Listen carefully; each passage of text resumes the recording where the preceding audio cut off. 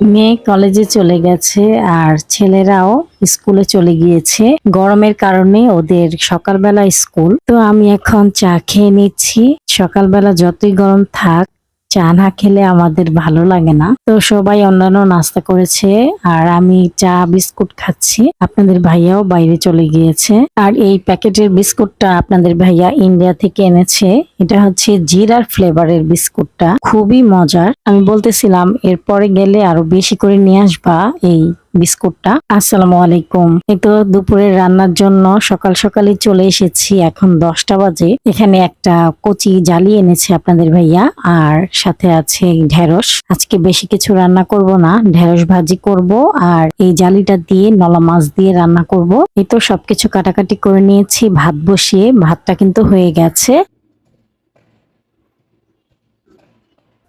আর এদিকে ঢেঁড়স ভাজিটাও বসিয়ে দিব। তেলের উপর পেঁয়াজ আর কাঁচামরিচ দিয়ে দিলাম। দেখেন কি পরিমাণ রোদ উঠেছে। পেঁয়াজটা হালকা ভাজার পর দিয়ে দিচ্ছি ঢেঁড়স। আর আমি এখন কিন্তু লবণ দিব না এখানে। আর চুলার আঁচটা হাই হিটে রেখে ঢেঁড়সটা কিছুক্ষণ ভেজে নেব। কিছুক্ষণ ঢেঁড়সটা ভাজার পর ঢেকে দিয়েছি। আর এই যে লাস্ট পর্যায়ে আমি লবণ দিয়ে দিলাম আর ভালো মতো মিক্সড করে নিচ্ছি। দেখেন আমার ঢেঁড়স ভাজিটা কিন্তু একটু পিচ্ছিল ভাব হয়নি, ঝরঝরে হয়েছে। এখন চুলাটা অফ করে দিব।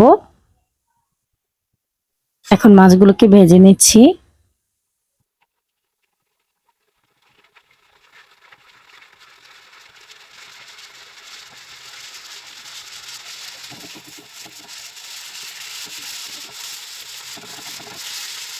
মাছগুলো ভাজা হয়ে গেছে। তারপরে আরেকটা কড়াই বসিয়ে পর্যাপ্ত পরিমাণে তেল দিয়ে দিলাম। তারপর পেঁয়াজ কুচি দিয়ে দিলাম। পেঁয়াজটা হালকা ভাজার পর এখানে দিয়ে দিচ্ছি হলুদ, মরিচ, ধনিয়ার গুঁড়া, জিরার গুঁড়া। তারপর পানি দিয়ে দিলাম, পরিমাণ মতো লবণ দিয়ে দিলাম। তারপর দিয়ে দিচ্ছি আদা রসুন বাটা। দেখেন আমার ব্লেন্ডারটা কত ভালো, কি সুন্দর পেস্ট হয়েছে। মশলাটা খুব ভালো মতো কষানো হয়ে গেছে। তারপরে আমি এখানে জালি দিয়ে দিচ্ছি। আমরা তো এটাকে জালি বলি, আপনারা কি বলেন? জালি, চাল কুমড়া, এই দুটা নামই আমরা বলি। তো মশলার সাথে জালিটাকে কষানোর জন্য ঢেকে দিলাম। আর এইদিকে বাচ্চারা চলে আসবে। আমি ভাবলাম যে ওদের জন্য লেবুর শরবত বানাই আর আমার জন্য, মেয়ের জন্য চিয়া সিডের শরবত। আর আপনাদের ভাইয়ার জন্য এখানে পেয়ারা কেটে নিচ্ছি আর শসা কেটে নিচ্ছি। এরই মধ্যে বাচ্চারা স্কুল থেকে চলে এসেছে। আমি আজকে যে ভিডিও দিচ্ছি, আজকে তো ঠান্ডা ওয়েদার, কিন্তু যখনকার ভিডিও এটা, এটা রবিবারের ভিডিও, তখন কিন্তু অনেক গরম ছিল। এই তো জালিটা কষাতে কষাতে কিন্তু অনেকটা নরম হয়ে গেছে। তারপরে আমি এখানে ঝোলের জন্য পানি দিয়ে দিলাম। এ পর্যায়ে আমি ভেজে রাখা মাছগুলো দিয়ে দিচ্ছি।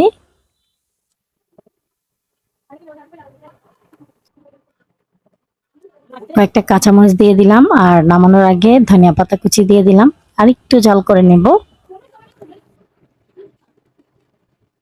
আর এদিকে আপনাদের ভাইয়া বাজার করে নিয়ে এসেছে। মাছের বাজার গতকালও করেছিল, আজকে আবার এক রকমের মাছই এনেছে। এটাকে আমরা বলি টাটকিনি মাছ। আর এখানে অনেক কিছু নিয়ে এসেছে, এগুলো গুছাবো। আর এইদিকে তরকারি রান্নাটা হয়ে গেছে, চুলা অফ করে দিলাম। বাজার গুছিয়ে সমস্ত কাজকর্ম করে নামাজ পড়ে চলে আসলাম। এখন খাবার খাচ্ছি। সবার খাবার খাওয়া হয়ে গেছে অলরেডি। আলহামদুলিল্লাহ, খুবই মজা হয়েছিল সবগুলো খাবার। আর আমি চিংড়ি মাছও রান্না করেছিলাম, সেটা আর ভিডিও করা হয়নি। খাওয়া দাওয়া করার পর ভাবলাম যে আপনাদের ভাইয়ার জন্য বেলের শরবত বানিয়ে রাখি ফ্রিজে। উনি তো একটু পর পর এসে শুধু লিকুইড জিনিসই খেতে চায়। আর এই যে তরমুজটা 2 ভাগ করে ফ্রিজে রেখে দিব, ঠান্ডা হলে তারপরে কেটে দিব যখন যে খেতে চায়। আসরের নামাজ পড়ে আমি ফুচকা বানাবো, এই জন্য সবকিছু প্রিপারেশন করছি। এখানে জিরা, ধনিয়া আর 5 ফোড়ন, শুকনা মরিচ হালকা করে টেলে নিচ্ছি। আর পাশের চুলায় আমি ঘুগনিটা বানিয়ে নিচ্ছি। মাগরিবের নামাজের পর ফুচকাগুলো ভেজে নিচ্ছি, এখন আমরা খাবো। আর খাওয়ার আগে এরকম রেডিমেড ফুচকা ভেজে নিলে মুচমুচে থাকে বেশি। এবারে প্যাকেটটা কয়েকটা ফুচকা ফুললো না, এই যে কেমন যেন হয়ে গেছে, ফুলেনি।